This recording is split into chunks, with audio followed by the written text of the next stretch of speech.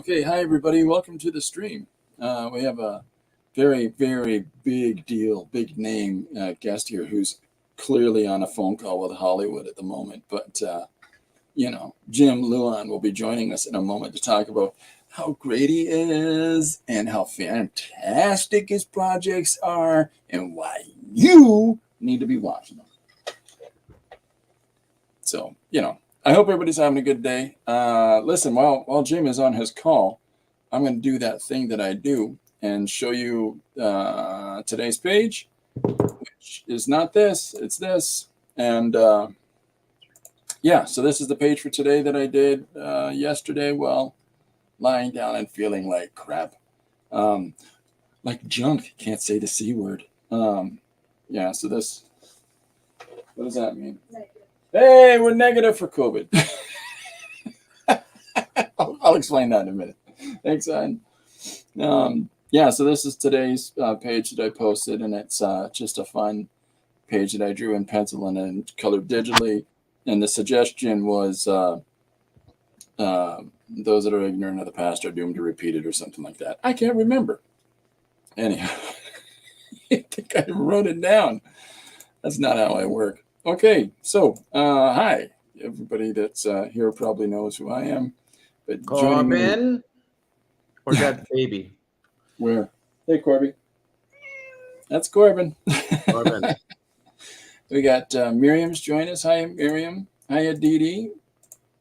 Lori just came and gave me the thumbs up with our test results that we don't have COVID. We just feel terrible.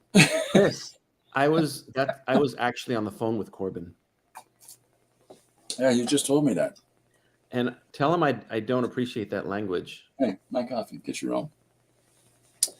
Well, he's got a foul mouth, this cat. Everybody's saying hi to you, Corbin. So I have to have a little stool beside me here as well, which is the lower level he's on now, because if I don't, he gets really, really upset about how far, because that's 4 feet away. So he doesn't like that. So your wingspan is like 15 feet. So, well, the video that I did on the weekend, the organizer of the event is 5'4", 5'5", and so we said, let's not do an introduction thing. Let me get going, because there's completely unnecessary for a height difference to be shown on camera. Just because Oh, and Didi says hi to Lori. Go upstairs and tell Mom Didi said hi. Huh? How tall do I look on TV? You look gorgeous. Oh, God, you're embarrassing me. How tall, if you had to guess? This many. Yes. You're over 6, aren't you? I come up to here on you. I'm 6'1". I come up to here. There you go.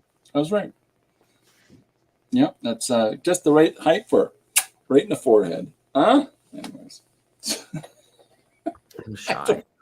I'm so shy. Okay, so Corbin's hanging out in the studio. We've got Jim joining us today. We're going to talk about some of the stuff that Jim is working on. For those that don't know, and I expect that's probably a small number, because Jim is a very well-known animator. And I guess, how would you describe? Is it specifically as an animator, or is it a filmmaker? How would you describe yourself? I'm a 6'1" animator. I'm right-handed. What else? Independent. I don't know. Independent animator, but that makes me sound like I'm animation. I guess I'm a creator. I don't know. Yeah. That's me dropping things. Corbin. No, yeah, Corbin's right in the middle of everything as usual. There's Did you give Corbin a COVID test? No, he's doing okay so far. He had a cold once, and it was the funniest thing we'd ever seen, because when Corbin has a cold, he's like, it's just like a 5-minute sneeze festival, and then we'll call him Corbin 19. So. Yeah, we need to have a Corbin test now. Yes. Miriam says fluffy hair. Oh, there you go. No, she's talking about me. Miriam. Yeah, I hope so. I just combed my hair, Miriam. Come on.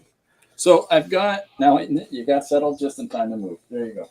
I've got some copies of some of Jim's projects here, folks. And it's pretty impressive. The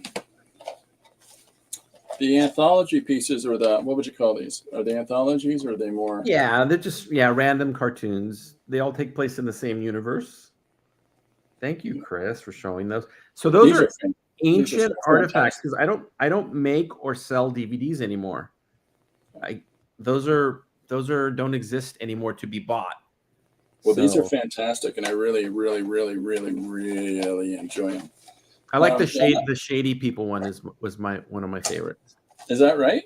Yeah. I don't know. There's pieces on every disc that just really stand out for me. Like, it's, everybody automatically has favorites when they look at a number of projects together, but for some reason I don't have a favorite amongst the three. But my favorite is the last one, because it's on Benchworn, it's Seven Smiles by far. And if you get a chance to watch Seven Smiles, so Jim has all of his stuff on his YouTube channel, and this is the thing that just blows me away, is that there aren't thousands and thousands and thousands of likes on every one of them. Oh yeah, I know. They're fantastic. They're fantastic. And then the other thing is, I'm a big fan of Bill Plimpton, and I've been a fan of Bill Plimpton's for years. I even own a copy of Hair High as a flip book of all the individual animation pages collected in one book. And then when I got the chance to get to know Jim, and then Jim says, "Oh yeah, I worked on a film with Bill Plimpton." So this is it here. It's called Revengeance, and it's a fantastic film. Just so good. We had a fun time making it. I've slept in the man's studio. That's pretty good. Awesome. You can't, for an animator, you don't get any higher than that. Sleeping in Bill Plimpton's studio. It was amazing. It was a great time. We had a good time making that film too. Janet says hi, Janet. Hi, anybody. I hope I haven't missed anybody. I think I've said hi to everybody that said hi, but if I haven't, I apologize. Okay. So here's the masterful question coming. Are you ready? Drum roll. Corbin? No, he's leaving. Doesn't like playing drums. When you're working on your projects, right? Because what I think that the beautiful thing that is exposed over time is that as you're watching your different shorts, you realize that there's characters that blend over pieces, and you realize that like there's a beer commercial. There's a beers in so many of them, and it's so phenomenal. And do you consider, as you're working on each individual project, are you specifically trying to tie things into each other, or is that just something that's coming about and happening over time? Sometimes a little bit of both, but for example, the new one, the big one that I'm working on, Full Fungus, like when I start creating something, I know it takes place in my universe. Mm-hmm. So sometimes the stories kind of lend themselves to bringing in certain characters and stuff. I have this set of these police officers that have been in a lot of my films. Officer Perez. No, that's Bill. That's Paul's. Yeah, it is Officer Perez. Because he's based on my cousin Mike Perez, who's a fireman. But I made him a cop in this, and I do the voice for him, and I make him real hateful. He's like super hateful, racist, just a mean guy. Not Mike, the which cop. Is probably the opposite of your cousin. Well, yeah, he's not racist, but everything else. And so I have Officer Perez, and then there's this Officer Bill, who's based on my friend Bill Moran.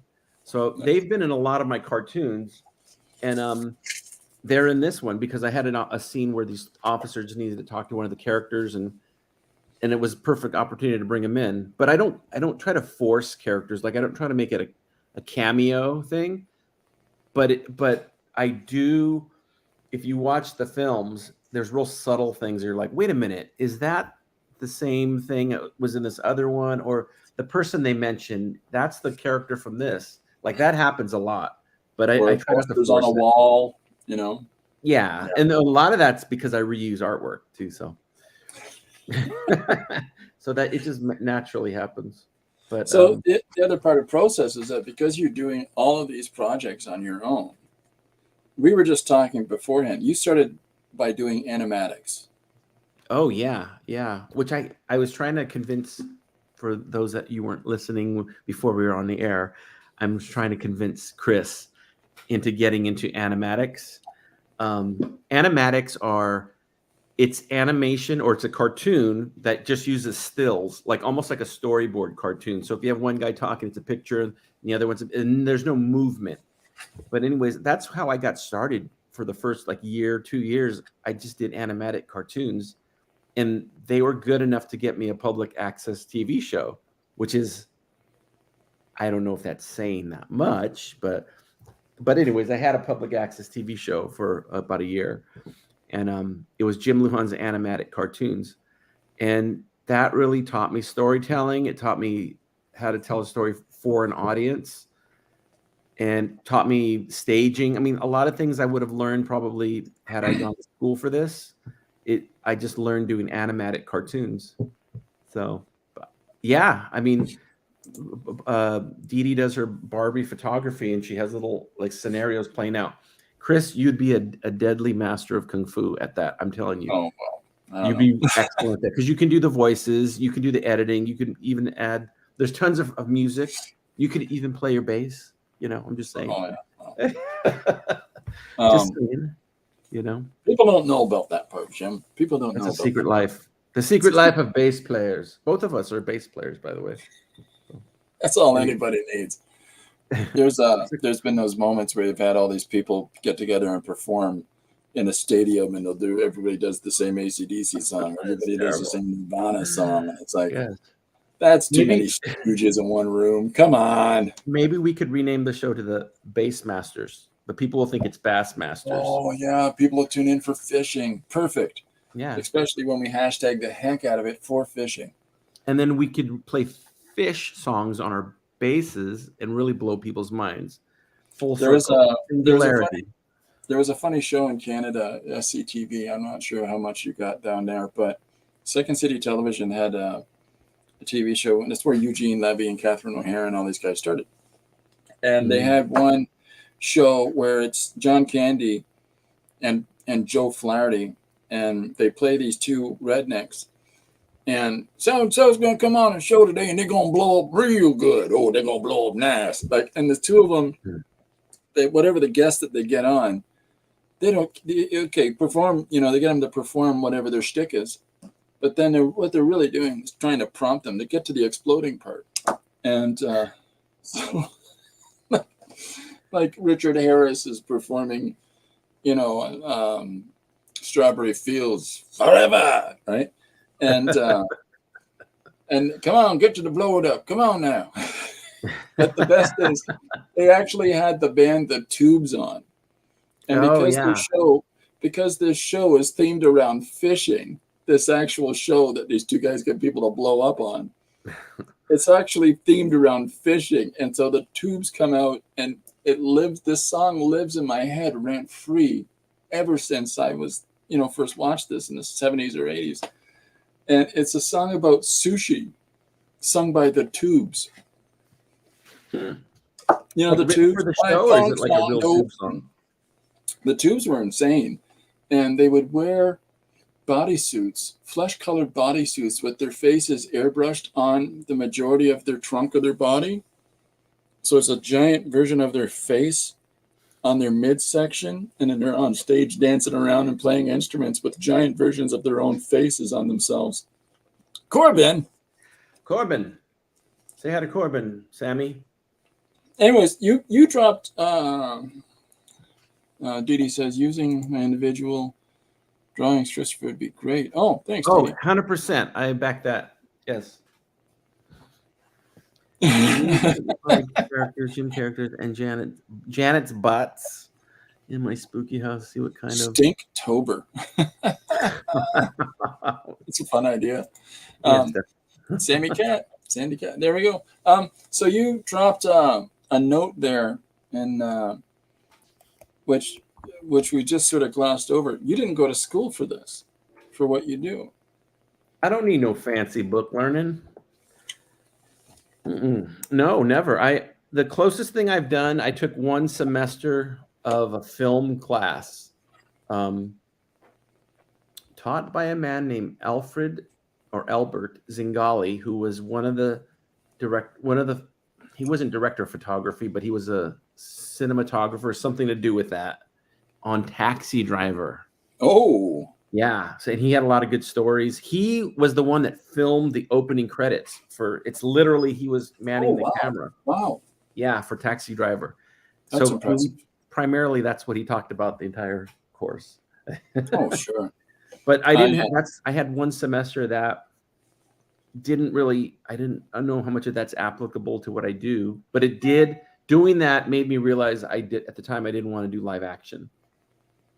Is that right? I was going to say, I think that it would have had some effect on you, but maybe the opposite effect of what I was thinking it was going to be. So it made you realize live action wasn't for you at all.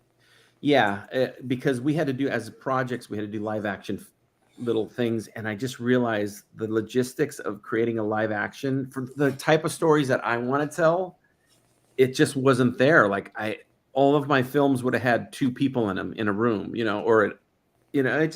I couldn't tell a story about a cult leader with 10,000 followers and Hey Larry, will you be a cult leader for me? What? Did you see this mad comment that Dee Dee just made? What did she say now?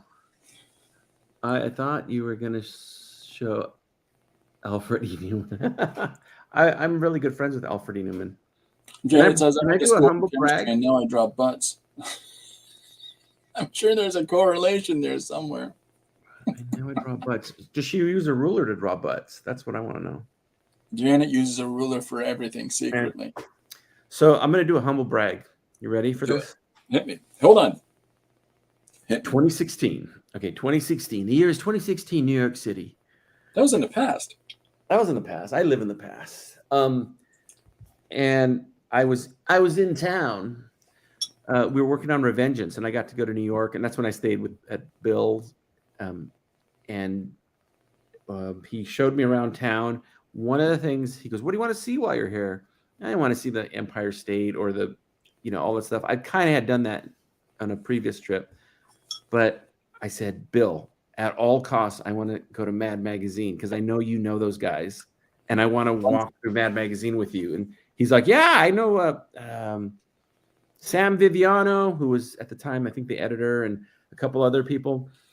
And so we went to Mad Magazine. That's awesome. It wasn't the original Mad Magazine location. It was a different one that they had moved to, and they literally shared an office, a giant big floor. They shared it with that show Extra. Oh. So you had Mad Magazine right here, and 5 feet away were the Extra people. It was bizarre, and they would terrorize the Extra people. Oh, I hope so. Yeah, the Extra people kind of didn't like Mad being there at all. And but Sam Viviano, one of the nicest human beings in the world, and to this day, I'm still friends with that man. He's such a sweetheart. Yeah, that's him. Yeah, and but as a kid, it was my dream. I used to want to be an artist for Mad Magazine. I used to want to be Sergio Aragonés or Al Jaffe or Don Martin or George Woodbridge or Jack Davis or all those guys. Those are my comic book guys. Was Mad Magazine, and that heavily influenced having a little kid having a sarcastic sense of humor. That's where a lot of it came from Mad Magazine. I got this years ago. Where did I move it? Well, I buried it. So I just moved all the books in the library, and now I can't remember where the hell anything is. I've got this collected volume, and it's got from the original Bunch of Idiots. And each book features Will Elder, Jack Davis, Wally Wood. Like they've each got their own book. Yeah. Oh, And it's yeah. just You fun. should. Yeah. I know what you're talking about. Oh, and you have those great Wally Wood and Will Elder books too. Oh yeah, yeah. Those are amazing. I wanted to be a Yes, spy. I Spy. Are you mean Spy versus Spy or I Spy? Don't tell anybody. That's why you're not. You're so fortunate to remember names. Willingham, You know, D.D. it's sad. Willingham. I know all the Mad magazine names, but ask me about, who's Secretary of State. I don't know. Well, I mean, it's funny that they were across the hall from TV Extra or whatever the hell that theme song was, because that's just vapid celebrity gossip news nonsense. Whereas Mad is just examining society and having this sort of sardonic, sarcastic view of The last systems and nurturing an office with this, the purveyor of one of the purveyors of it. Last years of Mad Magazine were the corporate just taking it over, kind of like, terrible. The whole Office scenario is a good example, because when they got bought up by, I think it was it Warner that bought Mad? Mm-hmm. Time Warner. They moved them there. They took them away from their original, where the bullpen was. It was probably, so they moved them to this big corporate building, and then they just start edging them out. And I think as they started edging them out and they got smaller, they were rebelling and they were becoming more pranksters and more, Good. I hope so. There's hi names. There's some people that I know that really celebrate the cool alternative vibe that Mad became at the end, and I'm like, this is the worst part of it. This is the worst Mad there's ever been. And so I would never say anything in these conversations, because I'm like, I am so 100% the opposite opinion that it's just going to come down to a disagreement, and I'm just I can't be bothered. But there's some of the people that are all in that indie comic scene, because a lot of those artists that they would hire were these indie comic guys. And I'm like, this is the least interesting thing to me. It's completely lost.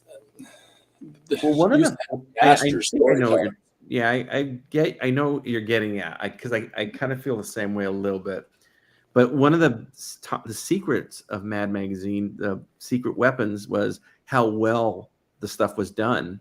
It passed for actual legitimate art, legitimate commercials, legitimate movie parody. Like, it was really well done. Like, their artists were incredible, but the writing was always real. I heard a really interesting assessment about Mad Magazine, and the reason that it swung so solidly and just hit for the bleachers, like just home runs all the time, is that they were apolitical and they didn't take a side at all. And because they didn't take a side of right or left, they just made fun of everything and showed the ridiculousness of everything. And so because of that,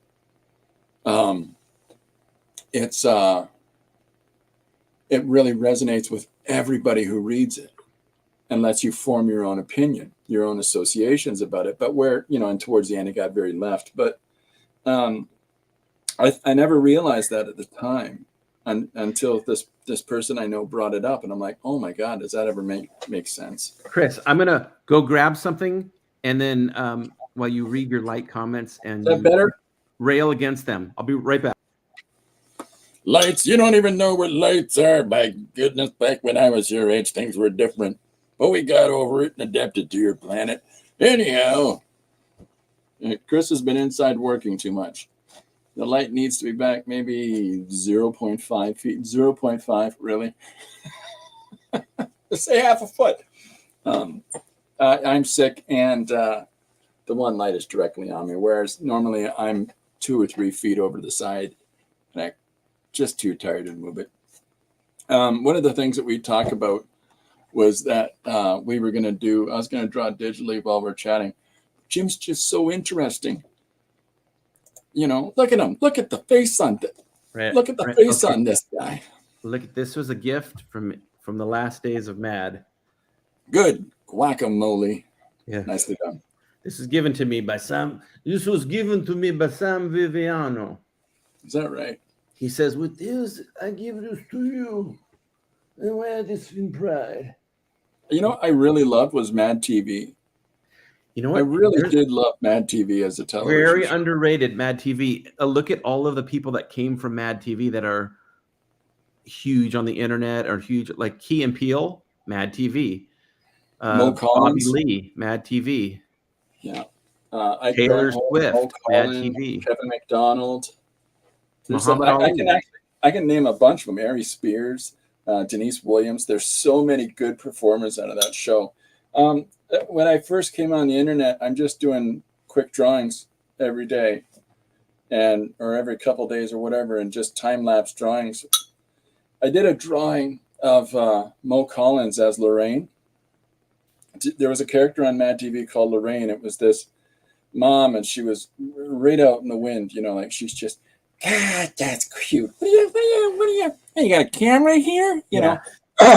And she'd always have these really bad and awful socially awkward tics. I love this character so much. So I did this doodle of it, and I just hashtag Mo Collins on it, right? The actress that plays her and created her. Well, if she doesn't respond, it's like, what? So, well, here you go. And within like 2 days, I drew 4 more of her characters, because she was also Stuart's mom. With Stuart, come over here, Stuart. And Michael, I love Stuart, by the way. Michael McDonald. He was 6'4", and he would play this 11-year-old boy, and he goes, "Stop it!" Stuart, no, I am. Dude, make sure your Googie's not showing. Oh my God. That guy is one of the most underrated comedians. When you see him in any movie, he's always outstanding. He is. And so she. Both of them are chameleons, though, so they blend in so good into stuff. She's the real pretty one, right? In real life, she's really like pretty. Well, I find that they're all really beautiful in real life. Yeah. Like Denise Williams is incredibly underrated. That woman literally channeled, what the hell? I forgot her name already. Carol Burnett. Whitney Houston. She channeled Whitney Houston. And like, if you ever see Denise Williams doing Whitney, her voice is incredible. Wow. And Ari Spears would stand beside her dressed up like Bobby Brown going the whole time. It's just too good. Funnily enough, Denise Williams and Michael McDonald, also names of very famous musicians. Performers. Isn't that something? Yes. Yeah. There's so many good comedians that came out of Mad TV over the years. The one lady who would play Mrs. Poe or something like that, it was this, I tell you, baby teen. She played this little Asian lady that she's not Asian. Oh, she's the one that said he looked like a man. That one. You look like a man. Yeah. She's one of the main voices of Family Guy. Oh yeah, okay. She's the mom. She's the mom on Family Guy. Or is it? Yeah, she's the mom on Family Guy. That's what it is. And brilliant comedian. I can't remember her name right now, because now names are just leaping out of my head. So, well, enough about Mad TV. Can we talk about politics and religion? Sure, only if we can blend it in with Jim Lujan's take on politics and religion. All right. So, Jim. Yes. You voted Trump last time. Tell us all about that. Religion. Let's talk about the Church of the Unicorn, which is Barley Unicorn. Yeah. I get a tax write-off for creating that, and very, very nice. So one of the questions I wanted to ask you, we kind of touched on it already. You said, well, I don't know if we touched on the air, but you mentioned about a certain commercial you're working on. Oh, yeah. My question for you, had you ever done anything like that before, or is this going to be a first? Like, have you created visual elements like that, edited, things like that? You must have at some point. No. This is going to be your first? When I was in high school, I went to Beal Art, and it was a sort of accelerated art program within a high school. And it was of such quality that when students that graduated from that didn't have to do their first year at university for art, because you knew all that stuff. And which I never went on with my education. I stopped in high school. But it was a good program. And so I finished most of my high school and just did it, like I just came back for a year to do the final year of BL Art. And you know, that's that I got a lot out of that. And there were opportunities, like there was a film class, and there wasn't no animation class per se, but there was a film class. And so I remember being shown digital editing suites back in the old days of the rotary dials, and everything's on cassette, right? Yeah, I'd seen those. You got to run the time codes and the whole. And I thought it was so ridiculously, annoyingly complicated. I held on to the association of that for years until a couple of weeks ago, where Lori and I finally sat down and said, "Hey, let's learn how to video edit." And so these things that we've produced since we've literally learned on the fly. So you know, Well, we're off and running now. That leads into something else I was gonna mention to you. So recently, I've always edited my films on iMovie, the free software that comes with Mac. Forever, I've always done that, and I find that it suits my needs. I don't use a lot of tricks and things like that, so it's real basic and it fits for what I need. I've shown things in the edited on iMovie. And forever, I've been saying, well, I probably should look into Final Cut Pro. Oh. Well, I used to have Final Cut Pro back in like 2000. I had it and then I switched machines, and then I haven't had it since like 2002. So I recently downloaded the trial version of Final Cut Pro. And? I am loving it, let me tell you. If anyone's out there and if they've ever used iMovie, which is very basic, Final Cut Pro, somebody said this, and this is true. It's like the big brother of iMovie. If you can use iMovie, there's no learning curve in Final Cut Pro. It's amazing. Right? Yeah, so I'm very happy that I did that. So here's why I bring that up. Because here's the mentality of Jim. Start this giant project, this full-length animated feature by yourself that you're animating, get halfway done with it, and then say, hey, I'm going to switch my editing method right halfway in the middle of it. That was really very dumb and not a very smart thing to do. However, I hit the lotto. I got very lucky, because once I did that, I was like, wow, there's no learning curve, and everything that I've worked on so far translates directly into it. See, I dodged a huge bullet. I dodged a missile. Yeah. I'm very happy. But if there's any other Final Cut Pro users out there, you now have brethren out here with me. There's also a lot of really good, great tutorials. But the moral of that story is, when you're in the middle of a giant project, start something else giant and destroy your project, and you'll be very happy. The end.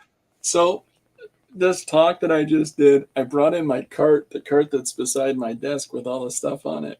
I just brought that with me. Like, it's got wheels, so I just rolled it up, down the hall, carried it up the stairs, rolled it out to the front door,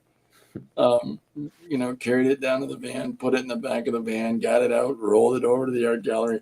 Like, just the dumbest way to bring all your supplies, to say, here's all the different things you can use, instead of just saying, you could use markers, you could use pencils. Yeah, you can get a photo. So somebody said, well, how do you know which one to use when I'm at this event? I said, just pick one. And I just sort of look at it like, just pick one and go. And yeah, but what if you don't feel like working on that every day? I said, switch the next day. And in my head, that makes sense. And in that person's head, they're like, what is wrong with you? Like, you could literally see this sort of distaste in their face. Like, that's dumb. Yeah, I think there's an Artcasters episode, and I think it was my suggestion a while back. And the topic was, do your tools dictate your project? Yeah, that's a good question. And there's no right or wrong answer, in my opinion. It could, like, you could say, look, I got a harmonica and a blender, and then you're gonna do something with a harmonica and a blender. Horrible example, but Yeah, but But I like the John Lennon example. I'm a musician. You give me a tuba, I'll try to get something out of it for you. yeah, And when yeah, they use that in this Jack Nicholson movie, I can't remember what it was called, but when he says that quote about, because somebody is asking Lennon about politics, and Lennon's response was, I don't know about politics. I'm a musician. Give me a tuba. Give me a tuba, and I'll give you something from it. It's the only time I've ever heard anybody cite that. I'm like, that is one of the greatest. That is one of the greatest art quotes I've ever heard. Like, for those people that feel like every created element has to have some agendized statement to it. yeah, and Ah, there's the whole culture of the internet. It's kind of like if you gave everybody. Well, this has actually happened. Okay, with the internet, when I was when I was a young tyke growing up, I craved, like, I wish there would have been a behind the scenes at Mad Magazine. I wish there would have been a behind the scenes of Kiss on tour, behind the scenes. I all these things as a kid that they didn't exist. You were like super hungry for them. And somewhere in like my late teens, early 20s, the internet started coming about. Gosh, no, probably in my mid 20s. And all of a sudden there started being these like behind the scenes of the prequels, like, or here's some news on, like, things that you were craving so bad yeah, started yeah, trickling in. Now the internet, it's like reversed. It's like everything is process and a little yeah, bit of product. yeah. Everything is process, a little bit of product, which is okay. But what ends up happening is people get process frozen. Trademark Jim Lujan 2023. Process frozen. And okay, yes, all right, groupie. But Well done, Dee. Dee, I can't wait to read your book, by the way. I'm So a big proponent of output. I'm a big proponent of, if you profess to be a thing, do the thing. yeah, yeah. And far less interested in about, well, when I was looking at this piece, if you have to write a paragraph to go along with whatever your finished product is, you've failed. Have the thing precede you. Have the thing precede you, and Yeah. then people go, "Oh, that's the guy that made the thing." There's the thing. That's the guy. It's the thing should be in front of you, not the. And then eventually, when you get enough things in front of you, then people start getting interested, and they go, "What's the next thing?" And they start getting. But it shouldn't be like, "Hey, I'm here. One day I'm going to have a thing." I hate the artifice of performative creators. And I find it really contrived when you've got these personality types that are just, well, hi, here I am, welcome to the show. We're going to check out some people's work today and tell them what they're doing wrong. And it's like, I want to beat every one of those people senseless. And so at times I'm like, I don't want to be that guy ever. But if I can say, hey, I try this, and when I throw this spaghetti at the wall, it sticks, right? But at times I feel like even that feels a little contrived. So I've joked about this a few times, where I just play stupid music in the background and have a tiny little picture head of myself in a corner, and the whole and don't talk, stop talking, and just draw and just paint or just do whatever I'm doing on the surface. And all I'm doing in the corner is, you get to see how stupid I look as I'm drawing, which you get anyways. But because I think that if you can't say something, if you don't speak with whatever your output is, then why are people tuned into you? Are they tuned into you for your what you're making, your creative output, or are they tuned into you for the personality? Now, granted, it is at times a bit of both, Yeah, but because nobody's going to stay in this stream and watch us chat if we're sitting here spilling hate the whole time. But you know, it's important that it's not just to talk about the work, but that's why I think it's so wonderful and such a lovely gift that everybody is always saying, go look at their stuff. Go, check out mhm. each other's things that are in the stream, or Dee Dee's got people that help her out during her stream because it moves so fast, the conversation while she's working, that she's got friends that moderate it for her, and they're constantly putting up links to go and look at other people's work. And that's a blessing. I mean, that's... You and Dee Dee both, your streams are both the reverse of what I was talking about. You guys are creating something, and then you're like, hey, I'm here, watch me create this thing, and then there's a thing. I have to say this, though, but everything I just said, there is room for everything, in my opinion. Like, there should be people who are all about process and, and then finally, eventually, it's not, I don't consider it right or wrong, but what I do think is I just think there's a proliferation on the internet of makers talking about making, but not, there's like the product doesn't exist. Yeah. Instead of putting the product out and then say, let me break this down and show you how I made it. But I think that's because, when podcasting first started, I was really hungry for, like, I would want stuff to listen to while I drew or while I worked on stuff. Yeah. And now that's been replaced by, for the most part, by YouTube. Even your show, put it on while you're working on stuff. Artcasters, put it on while you work on stuff. So there's a lot of that. There's a market for that. And it's tricky, though, because both you and the Artcasters are literally making stuff while you're talking. That's unusual. But I know. I think the internet should just be reserved for people trolling other people. I think that's the number one. I think you're wrong, Jim.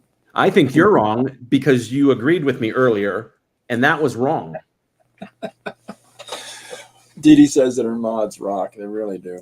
They're a bunch of great people. And they have a lot kids of fun. in your internet speak. Moderators. I know. I didn't know what I think I said modifiers earlier. I think Josh Kemble always says stuff like that I don't understand, and like, Josh, you're like around my age, and I don't understand you. He says when he said the words edgelord, and I'm like, I have no. What's an edgelord? Is that a person that works in a lawn? I don't know what that is either. Well, yeah, but yeah. Somebody stands at the side of a cliff and says, "Don't go in there." Corey Kerr. Actually, all the Artcasters will use terms that I don't know what they mean because I'm very, very low IQ. So no, you're not. But yeah. I think Miriam has a good point. I don't have any of that speech. Miriam has a good point. She says, I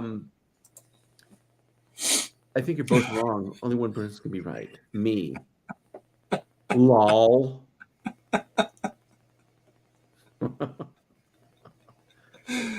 We got zingers coming from the sides here. Look out. That's Amen, right. brother. I really like independent creativity. I really like. One of the things that immediately impressed me about your work is that it's your work. It's not derivative. It's not your version of Rick and Morty. It's not. Do you know what I mean? It's not. It's not cross-pollinating with other projects because so-and-so's voice work over there is in your thing. It's not that. It's you've got a core of your people that you draw on, but it's authentically yours. I'm a big proponent of people singing their own songs with their own voice because Chris, when you said my people, Disney doesn't need any more money. They don't. When you said my people, did you mean Mexicans? Yeah. I knew Well, it. I was going to say Californians, but it's kind of the same. It's the same thing. California.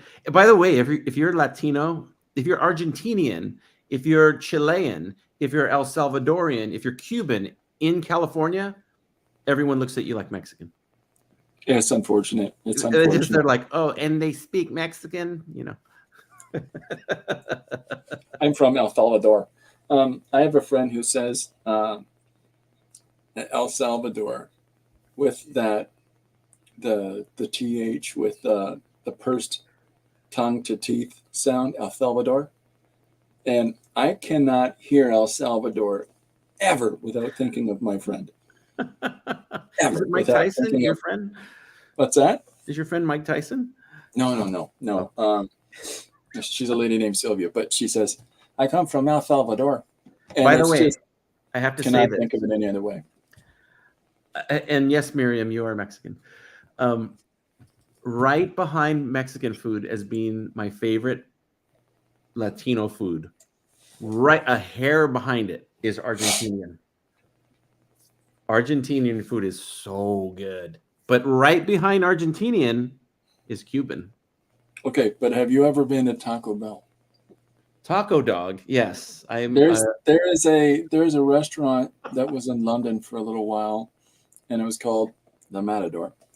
And it was authentically Mexican food made by people that had moved up to Canada from, and amazing stuff, absolutely amazing. And I'm like, I wish you stayed open forever. They're gone already, unfortunately. They didn't make it through COVID, as is a common story, but such fantastic stuff. But I gotta tell you, taco dog, I didn't know what half of the things on the menu were. So, and you could always see the staff at this place with all of these knuckleheads that are coming in, having to explain everything about every dish of food that's on that menu. It's pretty tragic. The taco dog. This is a commercial you're working on now. Yes, I'm doing a taco dog. So if those of you that are familiar with my stuff, I have a lot of fake commercials I've created. Old Gold Beer, American Benemutual Insurance. Old Gold Beer. A couple of other ones. Well, Taco Dog has been in a lot of my cartoons as a chain, and and so I'm doing an actual commercial for it. So I'm working on that. Which is the thing you've inspired me to do now. That's the thing that you've got me inspired to do with Bob's House of Fish, and I hope I inspire you, because you're gonna. I mean, it's right there for you, like, right there. Oh wait, one more thing. Taco Dog presents the Dog Stada. So, anyways, I had something really poignant and intelligent to say earlier, and it's gone. It's gone. Yep, you blew it. I'm sorry. I threatened Jim that this interview is going to be along the lines of Jiminy Glick. There's Jimmy Glick, and if you haven't had a chance to look up Jimmy Glick, it's Martin Short, who's a Canadian comedian, also from SCTV. Great. But Martin Short would dress up in this really thick bodysuit, and he'd put on this character that had this fantastically varying voice, where he'd say things like, "Are you working on a film right now?" Because that's what you normally do. It's really obnoxious character that he would play. He would get up during the interview and he'd turn around in his chair and he'd show his backside to the camera, and and he'd fall out of his seat and shove entire donuts in his mouth, and I threatened Jim that that's what this interview was going to be like. But I'm Chris, sorry. Ask me a pretentious art question, quick. Anyone whatsoever? Anyone. Go. Do you feel that the audience is entirely receptive to the modalities that you represent through your work? Well, the audience is to whatever I'm receiving to perceive. A lot of people take the audience for granted, but if you grant an audience, then you'll be standing ovation every night in the stars. And I can see those dollar bills piling on 100, 200. The only way you can do that better is if you tilted the Bono. If you and all the people that are doing all the things and all the places, 100, 200 of them. You have to excuse me. I've had a little bit too much to drink tonight. Am I bugging you? I didn't mean to bug you. Move forward, Paul. There's a funny old bit, SNL years ago. Phil Hartman did Frank Sinatra, and Jan Yes. Hook did Sinead O'Connor, and Yes. she says, "I don't know what you're all being so funny about with all the starvation in the world." So I whenever I remember. hear you do your Bono, it's almost like I'm just waiting for you to do that. I like Yeah, Bono, by the way, just for the record. I like yeah, him. yeah, yeah. I think he's a nice. You don't just do impressions of people you hate. No, no. Then I would imitate myself. Oh, Deep snap. thought. Deep. I got deep right there. Huh? He's stacked up like an onion. Yes. Yes. So I do hope that I inspire you to do video, more commercials, more cutaways. Well, we've done 4 now. We've done 4 videos now, and that's entirely from your prompting. So, What if I made a and it's song for Corbin, a little like 1 minute long song for him? Could oh you, yeah, could you I'd make cut a a video? video out of that. All right. I've got so many videos going of Corbin right now. Like I've literally got 3 things in process on the cat, and I'm just every time I catch him doing something, I'll try to catch it on my phone and then insert it into one of those 3. Just so that we can capitalize on how gorgeous he is. The star factor. He's got star factor. Also, music can be my greatest ally when it comes to making these films, or my greatest distraction. Yeah. Because it's so easy to get carried away, and then you just like, oh, I haven't worked on the film because I'm doing like one music thing leads to another. But country music, Corbin, a cowboy hat, yeah. but that's you had asked earlier why animation instead of live action. That was a big reason, because animation that can heavily rely on music, Hi, and Jay. I don't like that. What Hello, about Living Skies Vintage. Dan's joined us Living too? Skies. Corbin started to ask for money. Yes, Corbin behind the scene, behind the music.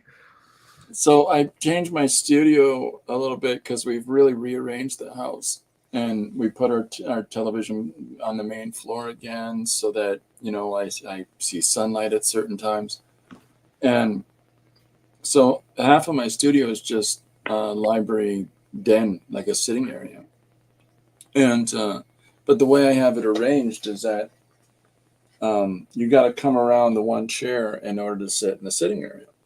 And so the cats have been using this as an absolute, running course for them to just charge each other around and up and over the furniture and nonstop.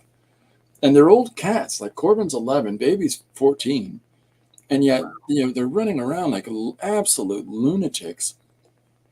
But it just cracks me up. But every time I try to catch them on video, they'll literally both just stop. Because they know 2 seconds before. they didn't sign a release. You can talk to my agent. Yeah. So, okay. So the other thing is, how come you don't draw Nice on things. 2-dimensional paper? How come you don't just draw? Because you're a master storyteller, in my opinion. Why don't you draw traditional 2-dimensional paper sequential comics? We're going to get into that right after this. I'll be right back.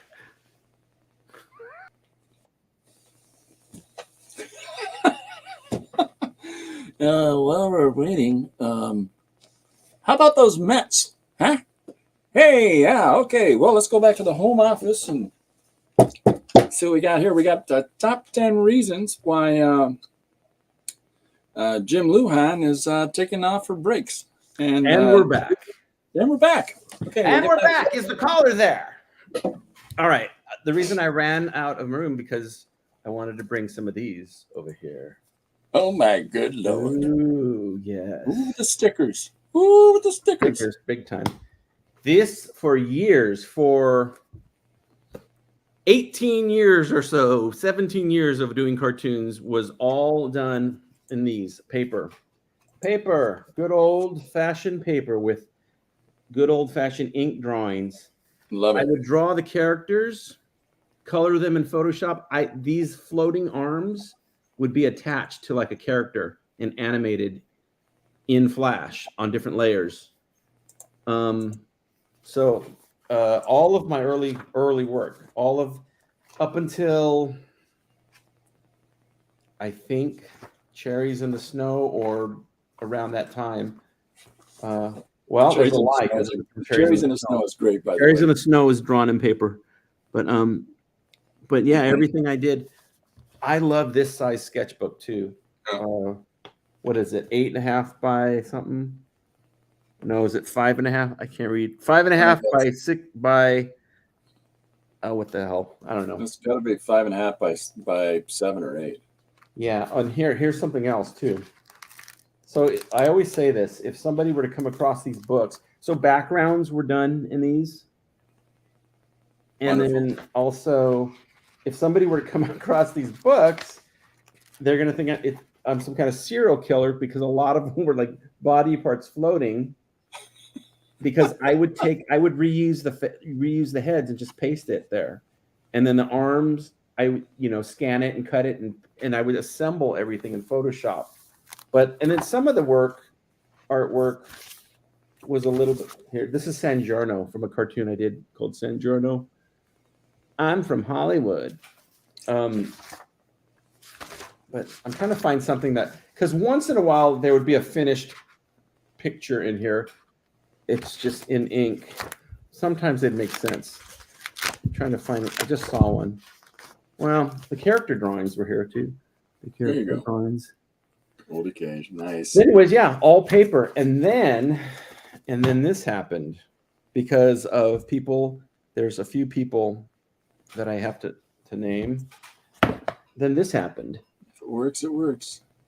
The iPad happened, and it just took over.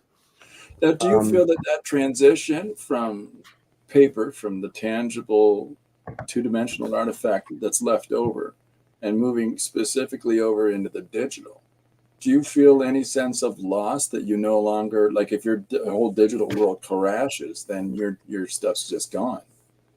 You know what? Or did you look at it as, oh, this is expedient, and this makes my whole life easier because I don't have to do these extra steps?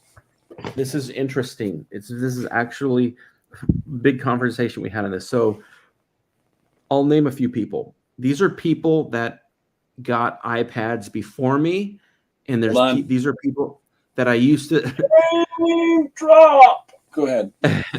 I used to tell these people, I don't need an iPad. I've got a bunch of blank books. Like, why would I get an iPad? I love doing these books. Why, But it was Lonnie Millsap, Paul Pate, that guy, Jose Cabrera, another friend of mine, Rody Montijo, another good friend of mine. So those 4 people had iPads, and we used to, except for Paul, because he's in Michigan, but Rody, Lonnie, and Jose and I used to all meet up once a month in LA. And they used to all have their iPads, and I'd be like, oh man, like I don't need one. I don't need. Then I finally got, yes, Procreate 100%. Then I got one and felt I got an iPad and I hardly used it the first year I had it. I would just dabble in Procreate and like, this isn't and started having buyer's remorse. Then I started doing, I don't remember what film it was that I was working on, but I was working on it with, traditional method. And then I started doing cheap fill-in shots. Well, this one I'll just do it in Procreate. I'll just slip this shot in real quick. It's a still. And then I did another one, and it just started taking over. By the next film, the ratio had flipped. It was mostly Procreate with a little bit of this. Nice. And then it took over. Here's what I'll say, though. I will say they are exactly equal. Exactly, in my heart. They are exactly equal because, God forbid, if something happened to my iPad or they became illegal, I would go right back to this. Yeah. But this saves me the iPad. For one, it's just as portable as a sketchbook. If you drop either one of these in a pool, they're ruined. So that's equal. It runs out of battery. These run out of ink. So, but neither one is better. They have pluses and minuses. The one plus about the the thing that makes my method faster with the iPad is because there's no scanning and coloring in Photoshop. Yeah. It's all done in Procreate, and it exports directly to my computer, and so it goes from here. There's been so many times where I was like, oh, you know what would be good here? A close-up of an eye blinking, and I just sit down real quick, and in 5 minutes I do it, and then I just dump it in the computer. So that's great. There's a lot of anxiety that some people have about making the transition, right? Like, because the transition, you know, there can be a great reticence on people because there's so many years of working with that whole tactile mixed media or just specific pencil and ink and whatever it is for years and years and years. And now they got to take the leap. It's really hard for folks. And then there's other people that you can see early adapters. Like when it comes to sequential art, I would argue that Dave McKeon and Bill Sienkiewicz are two artists that just dove down that tunnel immediately, and they work equally in both. And they'll do this beautiful digital. One will do this beautiful digital, ink painting, and then he'll go in with the digital stuff and just enhance it. You know, or Dave McKeon will do this phenomenal collage work. If you ever look at the comic covers for the early Sandman, those are 5 feet tall collages that he would do with like wooden shelves and items on the shelves, and then he'd take photographs of it and then put it in the computer and just completely lose his marbles digitally and enhance the heck out of them. So it's nice when you can see people incorporate both. But I think that it's a lot to say to take a leap from working in a traditional way and then going straight to the digital. Yeah, I had buyer's remorse when I first got this. I'm like, why did I spend all that money on an iPad? I didn't really need it. And then slowly started coming around. I'll tell you this. I know that you can edit on an iPad. You can animate on an iPad, fully animate on an iPad. But again, maybe it's my thought process, but I choose not to. I like having the iPad specifically for artwork and beats. No artwork and I have a drum machine on this too, so I use that a lot. But I like it being separate from. I like my computer to be my editing station and stuff like that. Yeah. Don't you wish life had an undo? So I can honestly say this: when I've been working digitally on a project, and I'll go through and I'll be lettering a whole bunch of pages or something like that, and then I'll start drawing an image at the same time for something else, and I'll work traditionally on the image. I'll go like this with the whatever the mark making tool is in my hand, and I look for the step back or the undo. Oh, I've done this. Absolutely done this where you're like, hold on. You're like trying to zoom in. Making it bigger? Yeah. Sometimes when people talk to me and I can't hear them, I go. My favorite is turn up your volume. I've heard people say that to each other in conversation. Turn up your volume. I didn't catch that. Say that again. Can you rewind a minute and go back to what you just said? Paul Pate says, I have a friend who's done digital, printed on canvas, then painted on the finishing touches. Okay, for one, Paul doesn't have any friends. We all know that. Okay, so there's line number one. And next thing he's going to say he's wearing pants. Watch. The moment that Paul shows up in the stream, as our good quick on the draw friend Didi immediately throws pants up whenever Paul appears in the stream. It's one of my favorite things.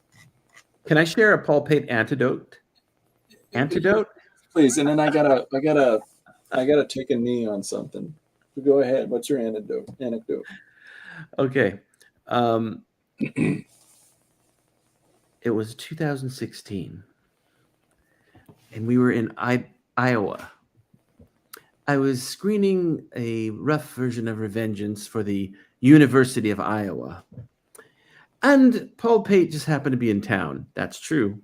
That was the first time we met in person. Well, and Bill Plimpton was there, by the way. And Paul brought his iPad, and it was the first time I ever tried Procreate on Nice. Paul's iPad. I'm like, this is amazing. Oh, and I remember, Paul, you remember this. We were at a comic book shop with Bill Plimpton, which is like amazing. Yeah. We're hanging out, Bill Plimpton and I are hanging out at a comic book shop, and they're just looking around, and I'm drawing on an iPad. And then I don't know if it was me or Paul. It might have been me. I don't know. But I go, Paul, I remember telling Paul, we got to have Bill draw something on your iPad. Like, you could save it forever. That'll be great. So I brought it over to Bill to draw. I don't know if I asked Paul to do it or if I did it, but whoever did it, Bill just was like, no. He was like so against the iPad. Like, no, that's, you know, like, he didn't say it, but his tone was like, that's garbage. I don't want to draw anything on that. He was so against it. Do you remember that, Paul? Does he utilize it more now? I'm sure he does. Yeah, I'm sure he does. Yeah. Yeah. I mean, they use computers to color in a lot of his work, you know, so I'm sure. Yeah, he's come around, I'm sure. But that was his first time, like, really seeing one. And so I don't know what he was just like. He was very against the idea of it. And again, that was really early on, because I don't know if you know this, but Paul is very high tech, an early adopter. He's one of the insiders of Apple. So they call him Paul around the office there. Nice. So, yes. I knew it. Yes. So I've seen him in a turtleneck. And nothing else. Here's my take and knee thing. Am I responsible for Paul's nickname?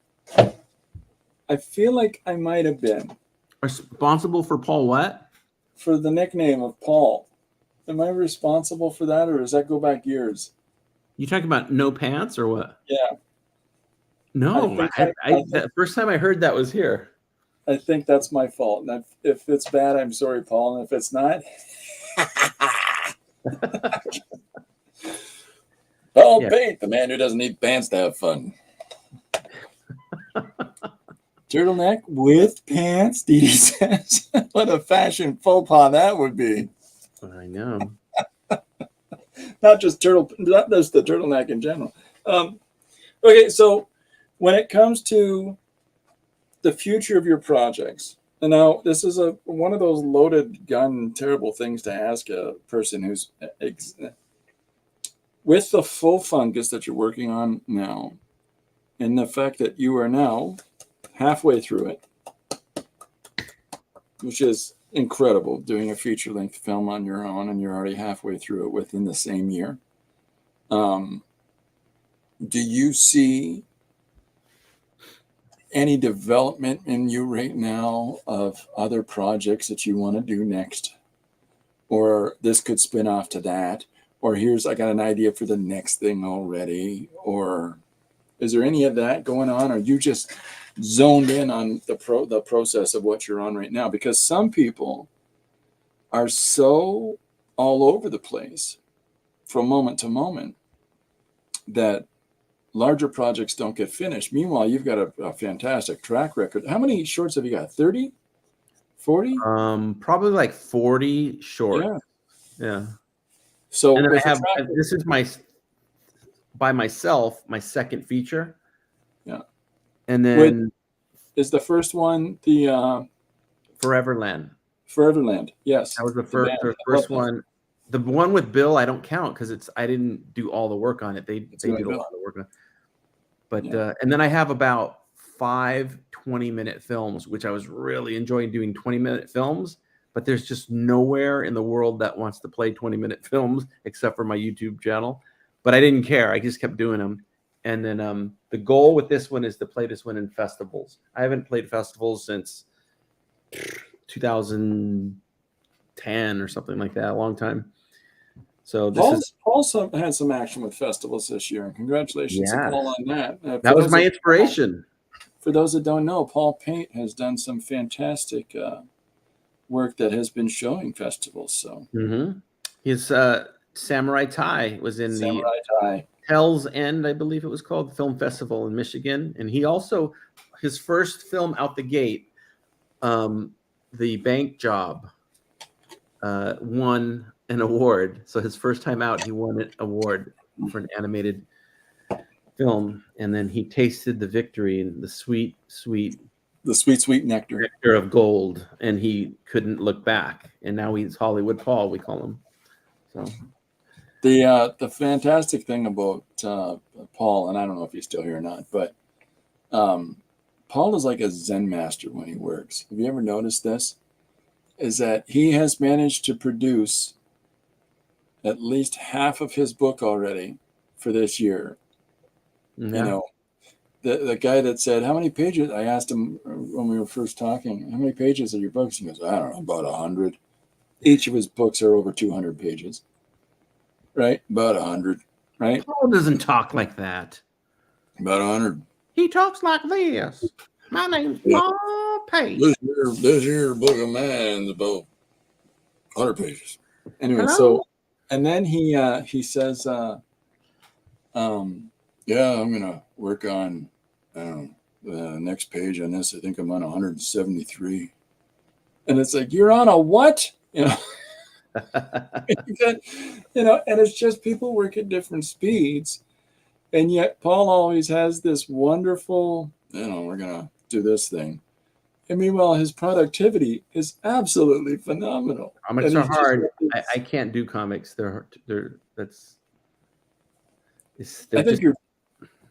I think you're brilliant what you're doing. So, I have much respect for Paul. He, well, for one, his output's amazing. It's really great. Oh, yeah. And his follow through's great. I just wish that he wasn't such a diva. You could do without that. I mean, he comes to visit me and he asks for his own dressing room at my house. And I'm like, every room's a dressing room. Will you send a driver? Yeah. Yes. Hiya, Barbara. Welcome aboard. Everybody's celebrating. Go, Paul, go. One of the cool things I really enjoy about this and Paul's stream is that, and I know Dee Dee's as well, is that it's like everyone like tuning in right now. They're from all over the world. That's incredible, isn't it? It's a weird thing, isn't it? Yeah, the entire world is watching. I like that. That's really, really cool. I follow Paul for the hat. I'm trying to get Paul to send me a bunch of pictures of himself wearing his different hats. I've asked him like twice. Oh yeah, okay. I got plans to do something with that, And Paul doesn't wear pants, but I don't want to tell you where he puts his hat. So that's a whole nother conversation. And he's never staying at my house again. There's big smiles. Miriam's in Israel. Everybody's all over the place. Like, it's pretty fantastic. Yeah. Here's Barbara singing "We Are the World." Let's do an experiment. Everybody type, like, I'll start it. Whoops, I almost closed my windows. Hold on. I'm going to start this. All right. Type in where you're coming from, where your current location, and your social security number and bank PIN. But I'm in the LA area. I'm in West Covina, but nobody knows where that's at. So I say, you know where Pasadena's at? And they go, no. And I go, do you know where Los Angeles is? And they're like, I've seen it on TV. And I'm like, well, I'm 20 miles. No, I'm 15 miles from Los Angeles. Atlanta, Georgia. My brother lives in Smyrna, Georgia. Smyrna. Smyrna. That's an interesting name. Oh, Montana. Yes, that's really. There's another Christopher Runciman on there. That's what a huge coincidence. So I got in trouble from somebody.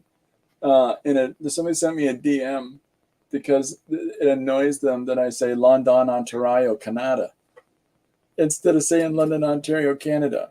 They're like, why do you do that? And I'm like, why don't you? Like, why don't you do something silly at any given moment? Like, hold on, I'm writing down Miriam's social security number. 1, 2, 3, 4, 5. Oh my God, it's the same as mine. Miriam. Kiryat. Where'd it go? Winnie Kiryat the Pooh. Yam, Winnie Israel. the Pooh.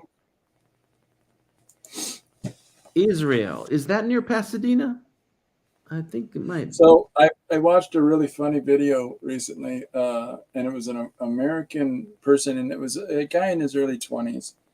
And he's talking about the geography of Canada and the major cities of Canada. And the way that he understood Manitoba is that you cannot get from Ontario to any of the West Coast without driving through Winnipeg. Because in his mind, Winnipeg was literally half the size of this province. Like now I know Winnipeg is a very spread out place, but the way he drew it on his map, and it was one of those animated program maps, but the way he had it drawn, Winnipeg was, I don't know, it would be San Diego to Los Angeles in scope. Like, it was just such a mega city that he drew down there. And I'm like, you really can't tell what you're getting, what kind of quality you're getting on the internet for people.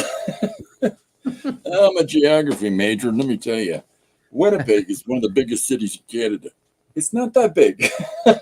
It's big, but it's not that big. Here, I'm gonna put a web address in the chat. He's got his tongue sticking out of his mouth. You know he's typing. I never ask people to do things. I'm asking them right now, and I'm going to monitor this. So you can write it over cookie. Through. Here, post that up there, and let's see if it happens. Let's make the magic happen. What? It can't. Oh, it failed. Okay, hold on. This part will work. I'll tell you what. It won't let me put it. I'm trying to say, please go subscribe to my YouTube channel. It thinks it's it won't let you do that. It won't let you. Damn you! But yeah, everybody check out Jim's YouTube channel. How's that? What this? Well, let me do this. No. Yeah, you got to be a mod. You want to be a mod? No, I'm. Didi, can you put jimlujan.com up on the screen? No, I don't have any mods. I got to get mods. I thought you was a mod. I've never. You can do it though, right? If I pay you, this is a good experiment. Bingo. There you go. Yeah. There you go. I don't have any mods, and it's. Do you have any rockers? I've asked anybody to be a moderator. Are you a mod or a rocker? I'm a rude boy, just like my dad. I'm a mocker. Anyways, go to jimlujan.com. I would say go to YouTube and find my YouTube channel, but if you go to jimlujan.com, that is my YouTube channel. And that's where I house all of my wonderful movies, and I have series on there. I have commercials on there. Here's something that you won't find many places. I've done three series that I turned into movies. Basically, I just compiled them and made them into movies. But Lars Lazarus, The Mind of Lars Lazarus. Yeah. You can watch that in series form, like episode form, or you can just watch the movie. They're both on there. All That Glitters, one of my real popular ones. People like that. People seem to like it. That's also a series that I turned into a movie. Or you could just watch some little mini movies that I did, like Cherries in the Snow, which is one of my favorites. Infinity Pool, which is one of my favorites. I have my latest one was called The Night Eats Its Own. That's on there. Is it The Night Eats Its Own, or is it an Infinity Pool that has the DJ in it? At the end, it's the Infinity Pool. Where it's the guy in the recording studio and he's doing in the desert. Is he in the desert? Oh yeah, that's Infinity Pool. That's I love that so. That is the UFO guy. Yes, that's gosh, I almost forget his name. Dr. Jonah. Yeah, amazing character. Dr. Jonah, he's like a conspiracy theorist that has a radio show out in the desert, and yeah, he's an So infinite. good. Yeah, that was Tom Racine did the voice of that. Tom Racine's an amazing, really Yeah. great voice actor. Speaking of great voice actors, do we have to, because of legal reasons, do we have to admit that Christopher Runciman also is in Full Fungus for legal reasons? For Like legal reasons, like when we have to admit it. No, you don't have to admit when it. a network owns like a thing, they have to go our affiliate or our parent company. Yes, Christopher. My favorite thing is Jim sends me something. Goes, I'm thinking of this for a character, and he sends me an image of the character and goes, and I want him to say this. Go. Yeah, do whatever you want. Like I trust you. Yeah, because there's very few times where if I'm having somebody do a voice for me, very rarely do I say, do it like this. Do it, like this. If it's really important where they have to say it exactly a certain way, I'll tell the person. But 9 times out of 10, I like with you, I trust you. I know your judgment. That's why I'm asking you to do the voice to begin with. And when I got it back, I was doing backflips. I love it. It was great. So well, that's nice of you. Thanks, Jim. But what you don't realize is that I do 5 or 6 recordings first, and first one's always Trump. Okay, this guy. Do you want me to get rid of him, boss? And and then I try one as with the little Chicken Little voice, like the conspiracy Chicken Little.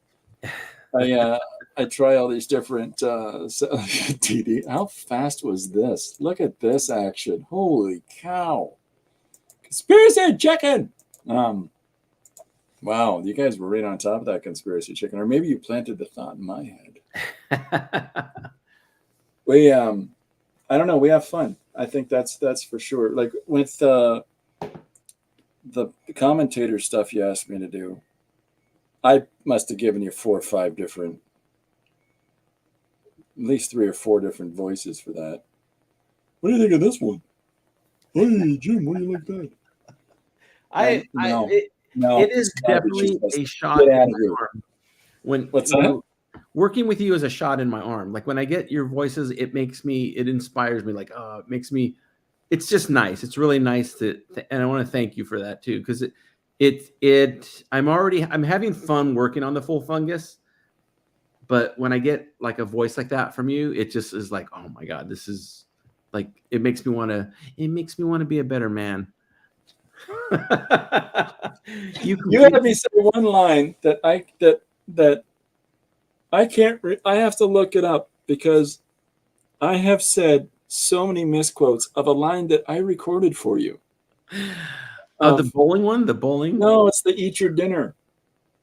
Oh yes, the gopher snake. Yeah, but what's that line? It says, "He just ate your dinner." Names. I'm like Robert something. I'm gonna eat your dinner.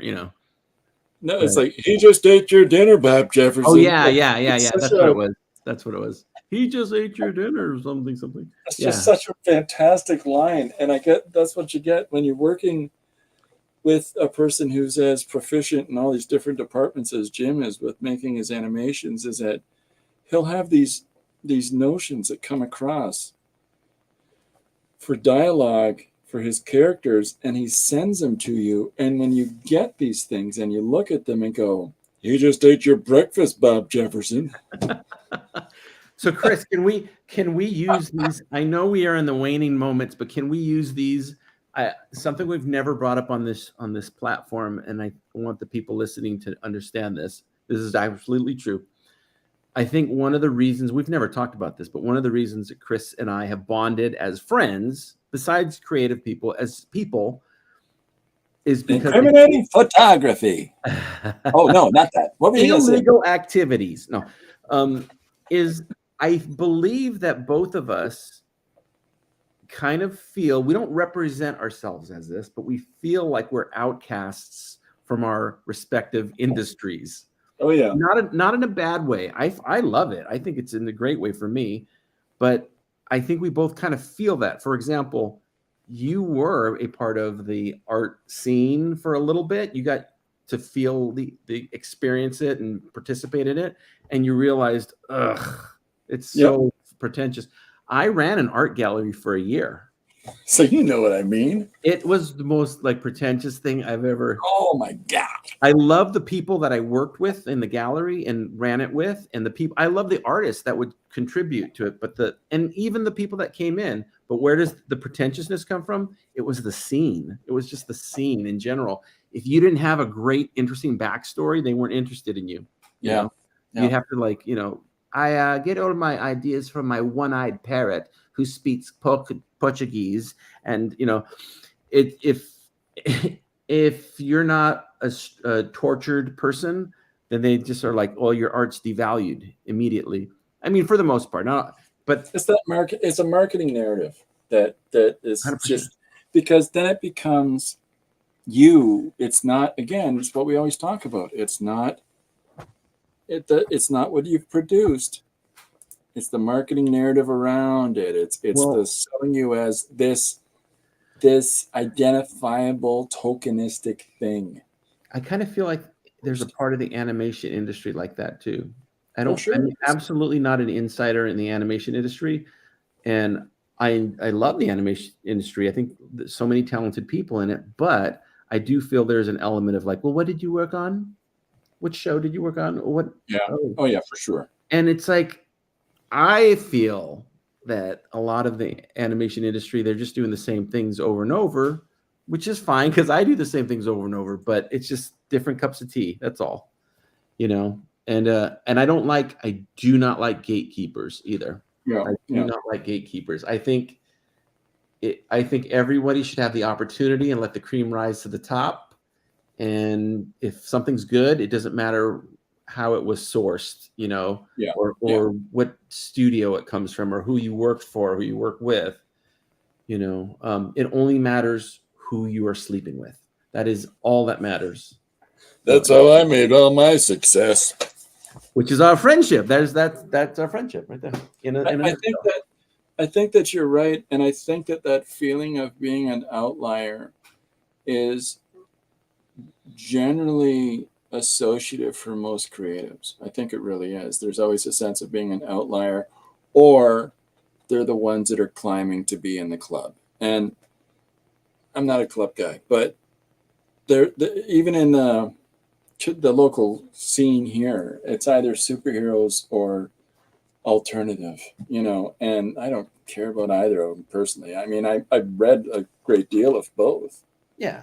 But I don't want to just say, oh, I draw this kind of thing, or just overzealous representation of 1980s, remember berries of cartoons or things you engaged with back then.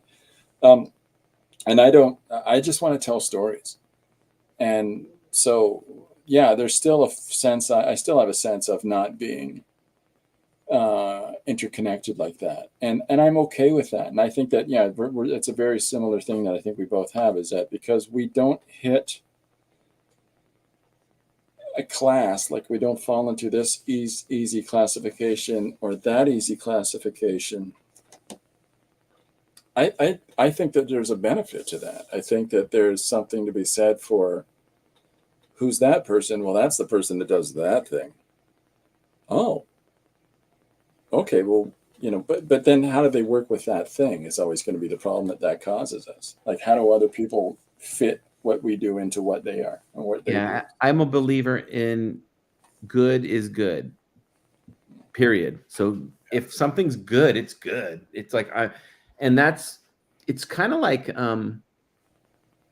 it's funny. It's kind of like the certain music that's out, that could be very, and this is in our generation too, not just modern music, goes way back, but there's songs that are really dark or have a really like dirty message, but the music and the feel of the vibe is so good that you're like, oh, I'm singing this song about, and it's because it catches you because it has something that's so good about it. The message could be horrible, but I mean, so it's dangerous when if something's good, the message could be not good, but good is good. Like, you got to recognize good is good. It doesn't, something has a horrible message doesn't mean it's not well done. And the people recognize that. So I think if you're that good, you can come from any background. You could have the most Oh, boring sure. background if your stuff's that good. So it's just about being, We used to talk about my backstory when we were producing stuff and putting out books and things like that. We used to talk about the who I is and what I does or what I've done and what I've been through. And then there's a certain point where you don't want to play that game anymore. You don't want to play the artificial game. You just want to go, look, here's what I do. Just look at it. Well, I don't read. Well, then get the hell away from a book thing. It's you can't help that with people. You can't engage people unless, because there is a general amount of people out there that are so pre-programmed to have oh, what's that? And they look that way because somebody whistled and snapped at them. Here's the thing, huh? The Bachelorette. Look it. We're gonna give roses, kick them off the show, whatever ridiculous thing it is, as opposed to them going, watching a program that has some sort of point to it, or to engaging in a book or something like that that there's something happening in the book, or there's some adventure, there's some moral value to it, or I don't know, anything like that whatsoever. We live in an age where people just want the quick cookie and they just want the snap bites and they want those things. Did you just say we live in an age where people want the quick herpes? Yes, indeed, I did. What does that mean? Well, okay, so what herpes is it was a Volkswagen, and these three crazy kids, the love bug, herpes, the love bug, and they would spread love around in the 1960s. Chris, there's our next project, herpes. I'm pretty sure that's what it's called, herpes the love bug. Wow. that is a lawsuit in the making. That's a great PSD for an STD. You should get on that ASAP.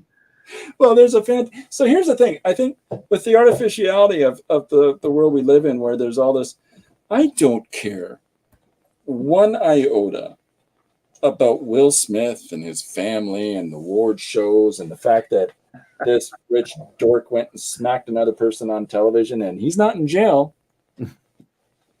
because he produces, millions of dollars for corporate business. But I don't care about these people. They're just people. And yet there's all these celebratory award shows they're all contrived. They're all crap. They're all missing the really good films, celebrating these 5 things, but they're missing all of these other really fantastic alternative things. Like why in the world do you listen to award shows that talk about these really cutting edge films and then they completely miss a crazy project like The Platform? And if you haven't seen The Platform, look it up. It is crazy, right? It's a platform rising up between levels. Is it a movie? It's a fantastic film. Wow. Absolute fantastic film. Dark, amazing. People just wake up on these different levels. There's a giant hole in the floor and a platform either descends or rises up. Where is this? Oh, I'll look it up where it's showing. Yeah, but there's so many incredible projects that are completely missed and celebrated for the wrong things. I think the only thing that I've seen the larger market celebrate that was of any stock whatsoever is Everything Everywhere All at Once. I haven't seen that yet. That is such an amazing, unique, individual project in North America. I was hoping earlier that you were going to say, I don't give one iota about Ray Liotta or Abe Vigoda. Best laugh in Hollywood. Oh, yeah, Ray Liotta. Yeah. I can't tell you how many shots of Ray Liotta are like. Not anymore. That guy would get close to the camera and shouting it with his laughter. It was so good. So for me, it's a big thing about the individual productivity, the individual creativity, the individual voice being heard in projects that people do. And that's one of the things that I celebrate about your work, Jim. And I celebrate about the fact that here you are producing these things, and then here, get one of these and use this program. And here's even examples of the characters drawn and the random floating arms in the thing, and you just take that, you put it on there and make it look like his arm is bending with different, all these examples that you give to other people is exactly the opposite of gatekeeping. If there's anything, you're handing people keys. Yeah. And saying, go open the door, unlock all these things for yourself. Like it's, I want to promote the medium or the genre of independent animation. yeah. I want people to make, I want it to be one day where animation, sort of like it is in Japan right now, where animation is just a medium. There's all kinds of different animated films, you know, not just a certain style. So that's why if you vote for me, I don't know, Jim. You're gonna be hard pressed to win since I'm gonna run for the American president next. Why not? No one will see it coming. Well, then I'm running for the King of Canada. King of Kensington. There was a TV show in the 70s, 80s called King of Kensington. Downtown Toronto, there was this small little community called Kensington Market. It was on Kensington Street. It was this fantastic open air market with a lot of Polish Jewish people that had settled there in Toronto. And so they made a television show of it on CBC in the 1970s, 80s. Look it up. It is ridiculous. Like, the beautiful thing about a lot of older shows is that everybody didn't have to be sculpted out of marble. You had real characters. And I really think the last time we ever saw real characters on a sitcom was probably Married with Children. Because Yeah. just not pretty people. They're just not attractive people. They're just regular people. And not to say there's not attractiveness in them. There's not a beauty in them of being themselves. But here are these people that are just, this is just who we are. And the King of Kensington, the lead actor, he's overweight. And he's like, come on, what are you doing? Like, he's always losing his temper and he's, walking around talking with his hands. And it was just this fantastic sort of thing. And completely lost in the memory of Canadian, television history. And it's like, it was such a fantastic example of this is what Toronto really is. And you got to look it up. I think people would agree that most Canadians are just into glitz and glamour and just that type of Hollywood stuff. You Canadians. Oh my God. I'm thinking of Kardashians. Chicken Gate. It's the latest Hollywood scandal. Who are the Kardashians of Canada, by the way? Who would they be? Who are the Kardashians of Canada? Yeah. We don't have that here. And do they live in Saskatchewan? Saskatchewan. I have a coworker that told me she's from Saskatchewan, and she told me that there's a lot of trailer parks in Saskatchewan. Mm-hmm. There's a lot of trailer parks all over Canada. There's relatively little difference between the Canadian prairies and the American prairies, except for the fact that ours are more densely populated than yours are, for one. And ours have freedom. It's an arguable thing. There was a fantastic example somebody gave recently about the top 35 countries that are rated around the world all have freedom. Do you know what it's not an American thing? Do you know what the difference between a Canadian grizzly and an American grizzly is? What's that? Our grizzlies will bomb the shit out of your Canadian grizzlies. Ours is a guy with the last name of Adams. Look him up. Grizzly Adams. And our grizzly bears drink soda. Yeah? Yeah. So those two things are weapons and soda. And don't you forget. My brother-in-law and I look like the A&W bear and the little kid walking when he and I are together because of our size difference. When we go places and people are looking at us from behind, I'm pretty sure it looks like the old and the little kid. Just because of our size difference. That's a visual that'll haunt people if they know what I'm referring to. No, I think that one of the beautiful things that I've met about a lot of people that I've met online here in the Fibs community, and a lot of you wonderful people from around, different parts of the world and different parts of North America, is is the fact that there's an earnestness amongst people. And I think that, see, Canadians, we have this identity where we don't make a lot of palaver about successes. And we just, people are people, they're who they are. You know, we respect things, you know, that they've produced, and we're always big fans of that. Hey, thanks for coming by, Didi, have a great day. But at the same time, we're not falling over people. We're not fawning over them. And then, you know, like, I've hung out with Burton Cummings from the Guess Who. Like, I've hung out with him, and we're looking at comics together. You know, for an hour and a half, a couple hours, he and I are going through comic bins together, and it's like, this is crazy. You know, just chatting it up. Not even like, oh, there's Mr. Cummings. Did he look at a comic book and say, "Why are people be so heartless?" He's looking at it, go, eagle all gone and no more caribou. My family loves Canadians. He buys old comics to make pins out of, to make buttons out of.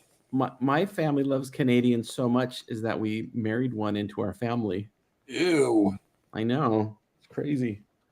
It's just a different identity here. Most of our big, crazy, over-the-top successes like Shatner and Jim Carrey and Celine Dion, you know, that level of, good for you, Barbara. Barbara got my song reference.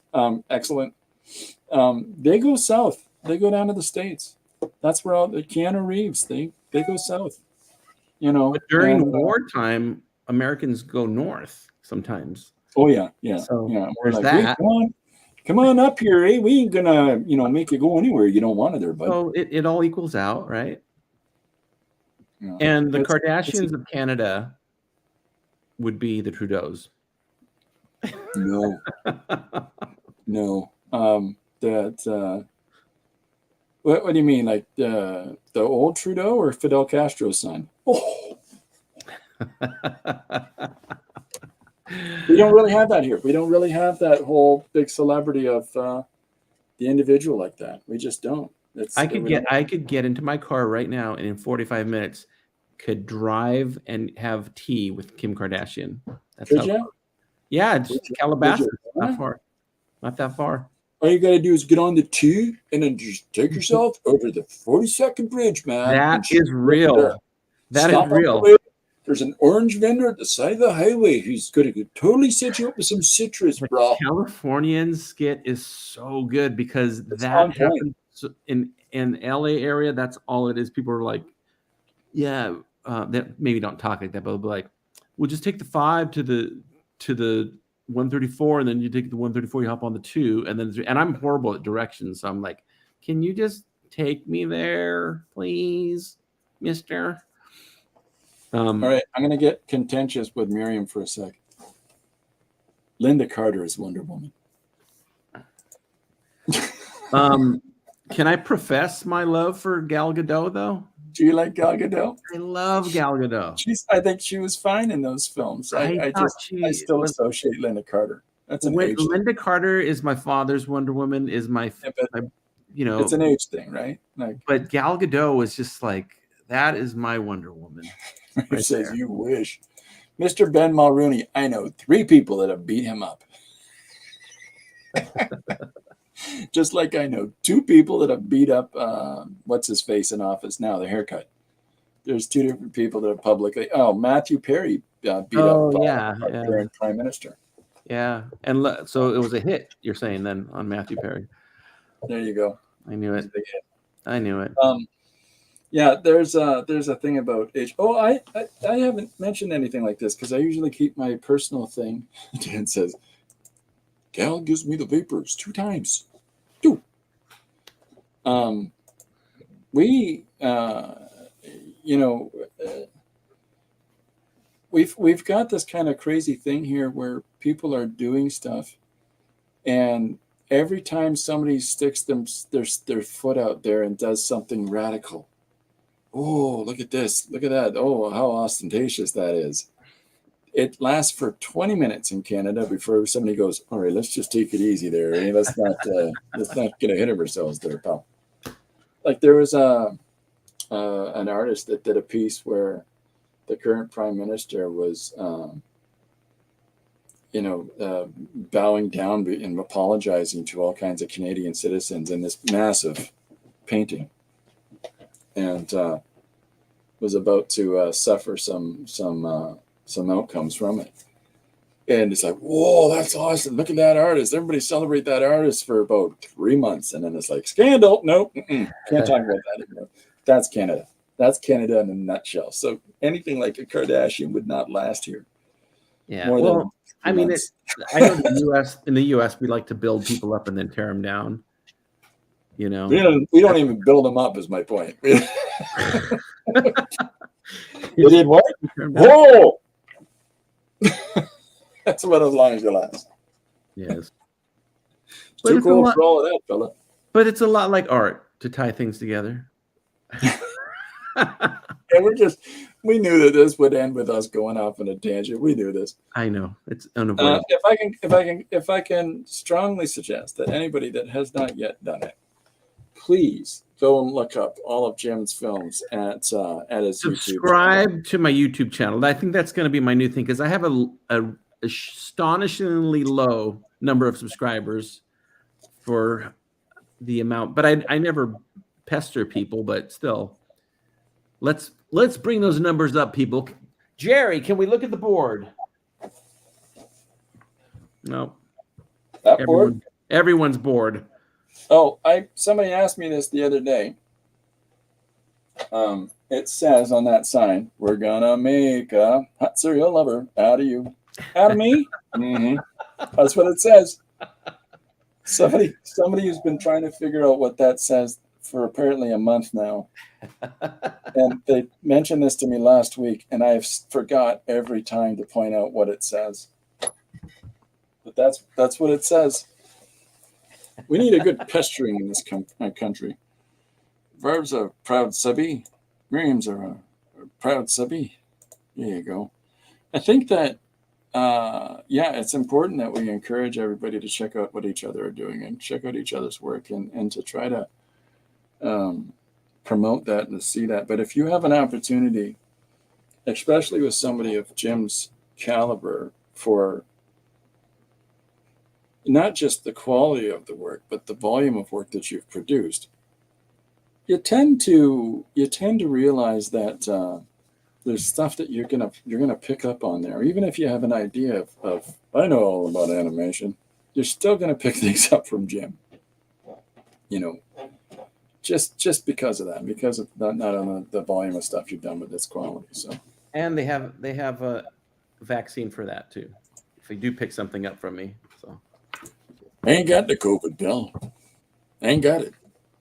Lori and I literally did. For those of you that have joined late, Lori and we literally did a COVID test right before the stream, just because I want to make sure I wasn't going to get Jim sick or anybody else that's here. But I mean, look at how full in color Jim's face is compared to mine right now. This is I'm Trump color. It's the best color, okay? Oompa, loompa, oompa, oom. Okay. Does that make? I got the jacket. Does that make me Willy Wonka? Yes, I guess so. Yeah. Hi, kids. See, there's another thing. I don't care how many times you redo film or how many times you redo television shows or whatever, and like they're doing a new Willy Wonka thing now. They just did that Johnny Depp thing. Once you have something that enters into the world and makes such an impact, like Gene Wilder as Willy Wonka. Oh yeah. You're hard pressed to replicate that. Yep. Try doing something else. The new Ghostbuster film that's coming out, and the last Ghostbuster film we just had, is an absolute fantastic example of you can bring back a franchise, you can bring back a thing, and not have it so heavily dependent on the previous thing that it doesn't define its own parameters. I'm interested in a new Ghostbusters movie. But there's that one that's in between those. It's just garbage. And the movie that we dare not speak its name.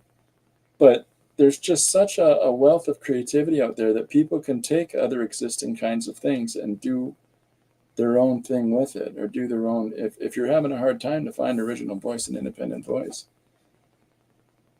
take the thing that you love so much and then make it your own. Do your own thing of it. There's a movie coming out, or a television series or something, called Rebel Moon in December. That thing looks like just sci-fi beauty. Just nothing but nonstop sci-fi craziness. So, you can do things like that. But I still will always advocate like what you're doing, Jim, and independent, unique creativity. So I do appreciate it. Thank you. And there'll be more updates coming soon. And this was a big week for the film because got a lot done because I got a lot of material to work with sent to me. So, well, that's good. Have you got all of the recorded voices that you need for the film yet? Funnily enough, the main character, Chino Diamond, tomorrow night, I'm supposed to record his final, the rest of his lines. Okay. And then after that, there's just a spotting of lines that I need here and there. After tomorrow night, I will have about 85% of the voices done. That's pretty impressive. Yeah, so I mean, it's been really good. Yeah, I got all of my guest voices are almost done. I have almost all of them. So, and then it'll just be little inserts, like I need a line here, I need a line there. Right. Yeah. So that's what I call Chris. For those of you that when you're going to check out Jim's films, now while he has a bunch of people that regularly work with him on a lot of projects, there is a large majority of all the voices in Jim's work that is him. Like I try hard to listen to see if I can pick you up at all in a lot of these voices that you do. Just the first, if you look at my first 25 projects, it's all me. I did everything. And then that's why when I do work with somebody doing voices, it's so wonderful because I'm working with them because I want to work with them, not because I have to. It's because I'm choosing, like, they bring something, to the project. And I really, to me, it's, I don't know, it's motivation too, having the other people involved. So I really enjoy it. Do you want to tell people if anybody has any questions now, please feel free. Or forever hold your peace. To ask Jim by all means before we wrap up. But do you have an upcoming episode of your YouTube stream that you do? Hey man, how's your movie going? That's a good one. I almost was thinking about doing one today, a drawing one, but I don't know if I will. But maybe. I don't have anything scheduled. I know when I originally started doing it, I'd say they'd be happening less frequently as I get more into the film. The next one I do might be a drawing one. I think I announced this on my Instagram, is that the Artcasters, Scott Circlin, Corey Kerr, and Joshua Kimball are all contributing voices to this. It's the first time I've worked with Scott Circlin. I think people are going to be surprised, very surprised when they hear his contribution. It's very interesting. If you get a chance, I'm not sure if it's the last one or the preceding one, they did a Halloween Artcasters. And every year they do Artcasters during Halloween, Scott Circlin dresses up. This year, he spent the entire dialogue as Khan Noonien Singh. He spent the entire time doing his Ricardo Montalban Khan. Yeah. And it is fantastically funny. Yeah. It really is. It's very good at it. Yeah, it's about time I brought him into the fold, so. Yeah. Get him to do Khan. Khan! Yeah, that's all he's doing. Madeline Khan. Madeline Khan. Or Shaka. Brains on the side of my head. Yeah. I love it. Is there anything else you feel like you want to tell people about your work and your process and stuff like that? Or is there I will say that there are episodes of hey man, how's your movie going that you have, where you talk about the music part of things and the recording part of things, and you've shown some exampling of that. And then you've talked to some of the contributors that you've had in the project, and then you've shown individual little pieces of the project and had anecdotes about the creative aspect of those. And I think it would really be a benefit to people that are interested in this There's like 15 process to hours take a look at those. 15 hours or so of material out there that people can watch for me talking about the making of this film. Excellent. And had some of the people and there'll be some more coming up. I mean, really, like I said, I do have a Patreon, and I do show clips from the film on Patreon, stuff that I don't show anywhere else. But so if you do want to see exclusives, go there, become a patron. Any amount, doesn't matter. $1 million, $1, doesn't matter. And like I mentioned, Instagram earlier, but it would be nice to see the YouTube page grow in, subscribers. That would be a good goal to have. So I'll put that out there. But other than that, just stay tuned to Chris's stream, and I'll just bombard that with wonderful comments. You're always welcome. You're always welcome. Thank you for doing this too, Chris. Thank you. Yeah. Before I forget, the suggestion for today is, what kind of a hero could your friend be? Is the suggestion that I was given. And I know that I haven't drawn during the stream, but this is what I'll be doing for the page for tomorrow. Nice. And before I forget, I copied it from a direct message. That's about as high tech as I get, by the way, folks. When I say a DM, DM is one of the few words like that I know. I always thought you were talking about Depeche Mode. Well, usually, okay. But yeah, it's not. That's not for me to be all that linguistic. Normally, I can't remember anything like that. Like, I'm always worried when people say LMAO. I worry. Because in my mind, that is visually a nightmare. I thought they were just doing the alphabet, but I guess you're right. It took me a while to remember what rolling on the floor, like the ruffle. The first time I read it as ruffle. I'm dyslexic, so I read it as Ralph. I don't know. My name's not Ralph, bud. I believe not having Instagram has saved my life. Namestaken says Instagram might save my life, Barb. Instagram light. Less calories. Yeah, it's like I'm trying to figure out. One of my sons told me that with how much that I do and the different ways I go about it, like I only show the page with the thing for the YouTube channel on Instagram and Facebook. This is part of the whole when you're exposing your process thing. And so I only showed those like that.